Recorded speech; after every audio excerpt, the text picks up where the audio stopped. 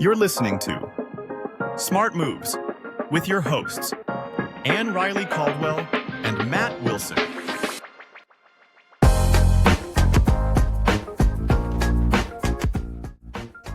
Hey, welcome to Smart Moves, the podcast with me, Ann Riley Caldwell, not your ordinary agent, and Matt Wilson, New American Funding, real estate agent and lender here in Middle Tennessee. And today we're hitting the hot topic that just has come out. There's an idea that President Trump has floated of having 50-year mortgages as an option for people looking to buy a residential property.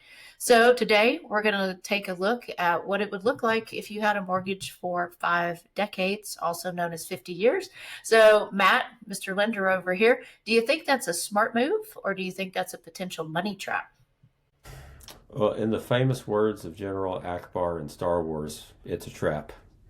And if you got that out there in the internet, then good, you're my kind of people. Yeah, I do think that it's a very big potential money trap for sure. So let's just start kind of at the beginning here about why is this concept even being floated out there and what problem is it really at least attempting to solve that buyers are running into when they're trying to buy a home? Yeah, so I mean, the biggest thing is affordability. And when it comes down to it, we don't live with how much we paid for the house. We live with how much we have to pay for the house each month. That's the thing that's been squeezing families the most. That's the thing that's been making it hard for people to get qualified to even purchase in the first place. So I think it's a good faith idea to explore. But, you know, ultimately the math on it just doesn't work out totally in a way that makes complete sense. That being said, like, I'm not in the business of telling people what they should do. I'll tell them what they can do. And I'll say that right now, while this is a big topic of conversation out in the media, they don't exist yet. Like, it's just an idea that was floated out there at this stage. So maybe it's one of those feeler ideas to see what the public discourse was about it. And maybe if it's a positive public perception, then it's something they roll out. And if it's a negative one, then it's probably something that they stick back in the back pocket or hang on the refrigerator as an idea for later.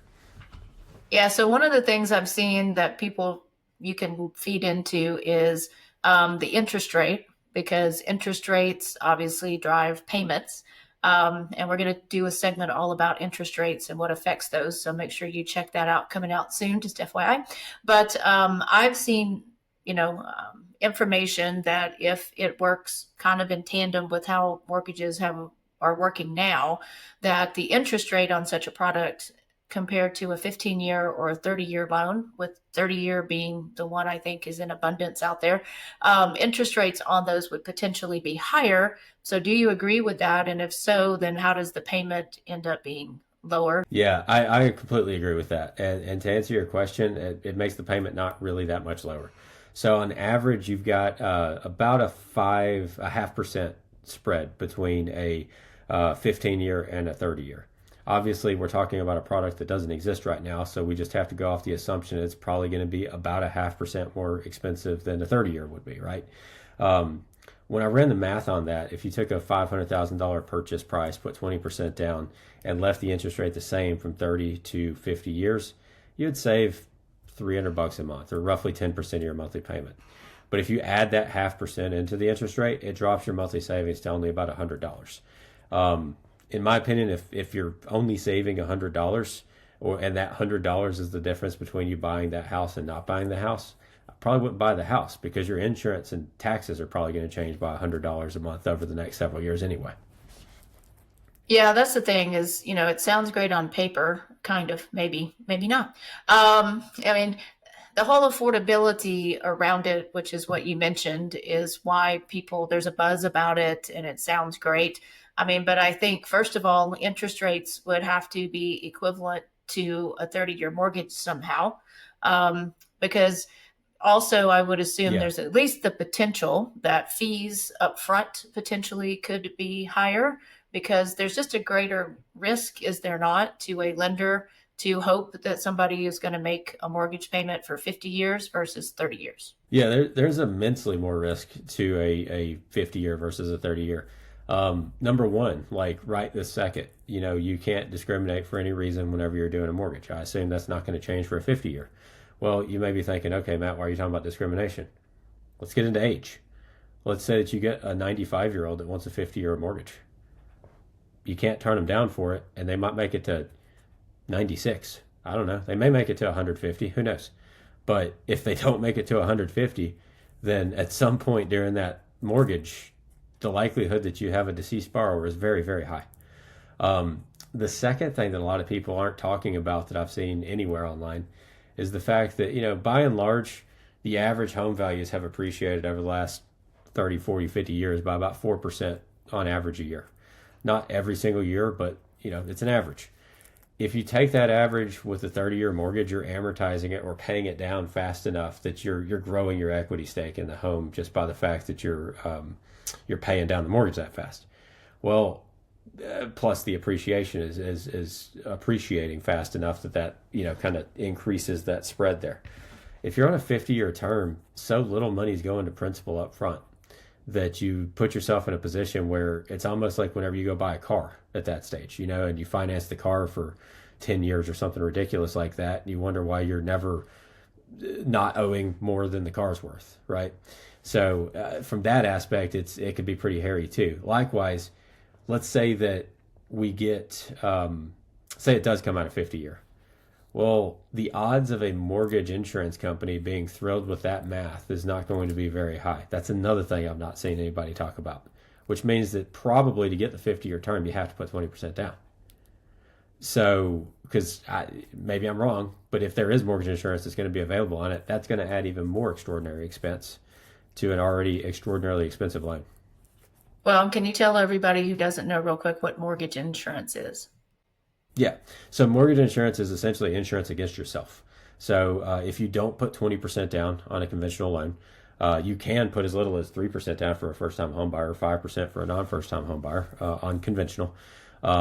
You pay mortgage insurance, where basically that's insuring the home in the event that it ever gets foreclosed on down to match like you put a 20% down payment on to begin with. That's how we're able to offer those loans to begin with. It's the only thing that makes that available. In recent history, mortgage insurance has gotten to be relatively inexpensive. You start winding up with a bunch of 5% down 95-year-old 50-year mortgages, then mortgage insurance is probably going to get a little more expensive. Yeah, just the idea of a 95-year-old having a 50-year mortgage just makes me laugh over here. Sorry. when you start looking at the practical, how would this play outside of it? Because even if somebody at 30 got it, you're still potentially paying a mortgage until you're 80. And some of us may still be working at 80, but right. A lot of people won't be. So, you would have to, just assuming you would definitely, I think, have to consider in this scenario, if it's available, of course, since it's not a real product yet, trying to make extra payments to pay down your principal, even more so than what some people try to do on a 30-year mortgage. Don't you think? Yeah. I think that the one exception to me saying this is a bad idea would be this. Let's say that you are somebody like us that's in a job where you don't have a consistent paycheck. It's going to go up and down each month with the way that the market's going and the pipeline flows. Everybody in any sales industry works that way, right?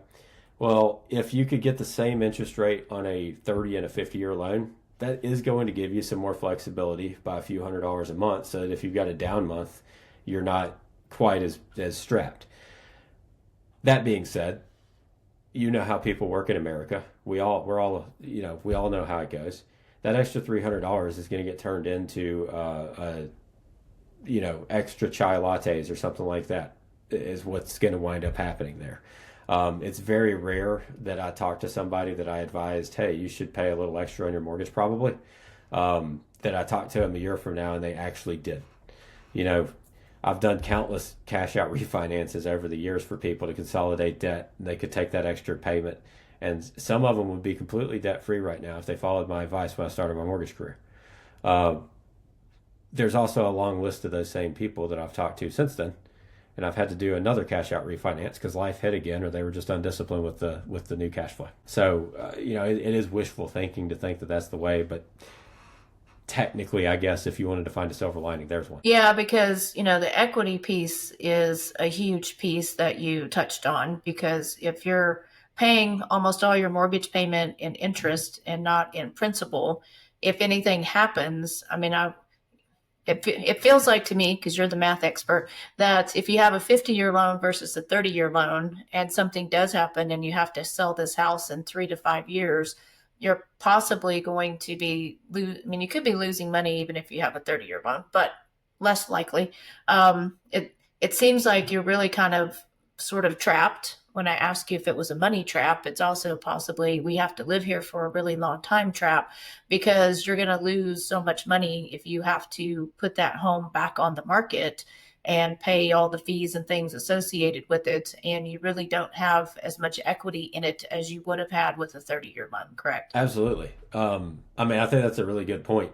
You are kind of, especially if this does turn into be a thing, you're putting yourself in a position where if you put minimal down and you get a 50-year loan, because let's face it, that's the type of people that are going to be getting a 50-year loan, right? The ones that are the most strapped are going to be the ones most attracted to the super low payment. So they're probably not going to have a huge down payment. Then it's going to put you in a position where you're stuck. You're either stuck or you've got to sell the house at a loss and pay for it, 2008 style. I just think that it was a neat thought exercise to throw it out there as an idea. But as soon as you actually do the math behind it, it kind of falls flat on its face.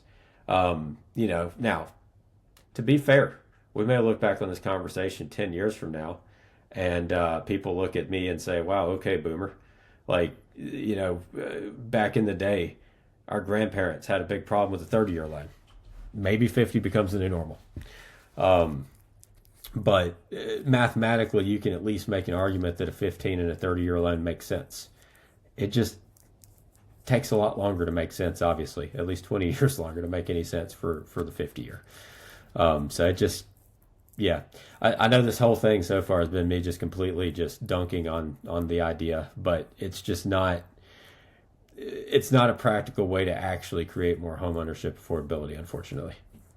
Well, and when you're thinking about housing affordability from a real estate perspective, from an agent perspective, if it were, which is the goal, to drive more people into the marketplace, to at least push them, I guess, to get off the fence and finally decide to get pre-approved and think about buying a home, whether they go with a 30-year or a 50-year or whatever after they talk to you and look at the numbers and the options. If it does push more people into the market, we have a little bit of extra inventory right now. But if it creates a buying frenzy, which I think is kind of what the goal is also to some extent, then that's going to push prices up. So the whole affordability scenario just went totally out the window at that point. Do you agree? I completely agree. I mean, it recreates the same problem that would happen if interest rates dropped dramatically. Because, like I said at the beginning of the show, you live with the monthly payment. So, yeah, there's going to be a lot of people, the same people that are currently financing cars at 120 months and ridiculousness like that. They're going to be the ones that do this, and they're going to be leveraged or in debt out the yin-yang. It's not going to be good. But then they're also going to open up the gates of people like that are able to buy that otherwise couldn't have, which means that the general price of the house itself goes up, exactly like if interest rates were to drop dramatically, and exactly what happened a couple years back during COVID.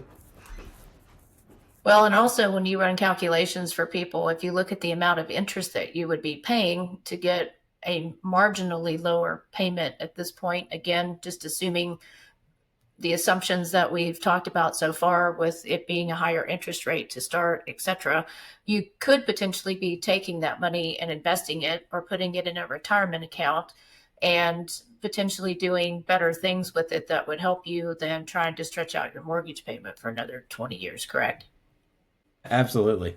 I haven't checked this particular math, but my understanding is on the same $500,000 house scenario, it's about $500,000 to $600,000 extra interest that you pay over that extra 20 years. That is a number that makes me want to cry. Like that's bad. You could have bought 2 houses. Yeah, exactly. Especially considering realistically, if you had cash to begin with, which obviously if you need a 50-year loan, you don't have cash, but just go with me here. You're already basically doubling up on your 30-year loan. You're paying about as much right now as the home was purchased for in interest as is. Tack another house on the back. You could have bought 3 houses over that course of time. It's not good. Really, the only thing that I see that's going to fix the affordability issue, because if interest rates go down, like you just said, if interest rates go down, then there's another buying frenzy. People pop up out of the woodwork, want to go buy a house. The prices go up some more, and we're back to inflationary issues. The only thing that's going to solve that problem really is having more inventory out there. And now we're going to get in personal opinion here because I'm not an economist, but I think the only way that you do that is that you give some sort of incentive to builders to build affordable housing. That's the secondary issue that's been going on, is like over the last 30 years or so, the average size of a house has gone up by about 1,000 square feet. The reason being, it's more profitable to build that size house at about 2,400 square feet than 1,300 or 1,400 square feet. More people obviously want a house in that size, not necessarily that everybody can afford it, but the market's just driven the builders in that direction. So there's a lot more inventory out there. I mean, correct me if I'm wrong. There's a lot more inventory that they can support 2,000 plus than below 2,000 as far as the newer market goes. So you also run into the fact that there's essentially not enough starter homes. So I think that if you incentivize through taxes or something like that, the builders to build 1,500 square foot houses, that would probably help the problem a lot more than it would paying $600,000 extra rent, or essentially rent, on a 50-year mortgage. Yeah, and we also have to factor in, I mean, one of the questions that I talked about in a podcast that we did before is when I first meet with people and I start talking to them about what they need, why they're looking to buy, et cetera, the usual questions. One of the things that I always ask, and I encourage them to talk to you about, is how long do you realistically think you're going to be in this home? And I mean, most people, I mean, I do have some clients who say I'm one and done. And so far, they've held true to that over the years. They have no desire. They're not looking to upsize their family. They're not, So I do think that I have some clients that they are one and done. But some people say they're one and done and things change or, we also have a certain percentage of clients that say this is my 3 to 5 year house, or this is my 5 to 10 year house, but I don't plan on making this my final home. And so in those instances, I think that factors into the equation too, because we were talking about, the equity that you would build up in the house, one loan versus another, so that equation might be different a little bit. It still doesn't make the 50-year product potentially great. But I would think that how long you at least think that you're going to be in a home could potentially impact the conversation. Correct? 100%. And actually, you just brought up something that I don't think anybody's talking about, and that's if you were to offer a 50-year loan in a first-time homebuyer type context. We just mentioned you're not going to be building equity by paying it down in any meaningful way for a really long time. You're 25, you're not going to cross that threshold till 25 years from now, almost the time that you'd be paid off on a 30-year loan. So unless the market were to inflate, you're not even going to have much money in equity at all to roll into moving up to another house. It's just not going to be there. One of the things I like to look at the house as in a lot of cases is like a forced savings account. Yeah, equity is just monopoly money till you sell the house or refinance it or something. But, you in a way, if you're paying on 30 or 15 or anything shorter than 50, you're saving that money in your house over time. And by stretching it out over 50 years, you're taking away your ability to do that. So you definitely want to take that extra money and invest it elsewhere. So yeah, I think it compromises your ability to even move up in 5 years if you were to take a 50-year. Yeah, so that's why we're here to help you walk through and think about questions. Obviously, until the product rolls out and we see, if it's going to be a higher interest rate, what types of loan products out there will actually be available as a 50-year loan. I mean, there's a lot of things that are unknown at this point, but if we just, again, sort of compare it to what, the market does and what happens with a 30-year loan, because that's all we can do right now. We're just bringing you this information just to keep you in the know, to give you some things to think about. And as always, our goal is to help you know what questions to ask when you're talking to me on the real estate side and Matt on the lending side, and for us to really work together to help you put together a plan that makes the most sense for you. And then, I mean, we also assume that perhaps you can buy down the interest rate like you could on a 30-year loan. So that would, maybe help a little bit more in some ways. Again, Matt would have to run specific numbers based upon the actual programs to tell you. I think there's also questions as to, like in Tennessee with THDA, we have a first-time homebuyer program, and, it tries to help towards your down payment and or closing costs. Would some of those programs even support a 50-year option? Yeah, that's a good question. I know in the past there's been some 40-year options. I mean, they still kind of exist in some circles. They're kind of the, you gotta run off to real specific places to find those sorts of things. But at no point did any of the first-time homebuyer type stuff let you stack up that way. So I would think probably for the same reasons we've already mentioned, as far as like not gaining equity over time and that sort of stuff, they're probably not going to be super inclined to let you do zero down or down payment assistance in general with a 50-year note.